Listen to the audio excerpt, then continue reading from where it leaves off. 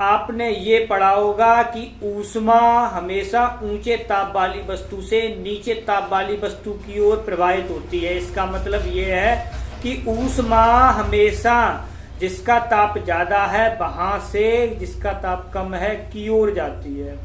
लेकिन जो रेफ्रिजरेटर होता है इसमें एक सिंक होता है, एक स्रोत होता है।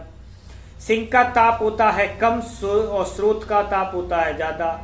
तो ये रेफ्रिजरेटर क्या करता है, ये सिंक से ऊष्मा लेता है और स्रोत को देता है, यानी उल्टा कार्य करता है।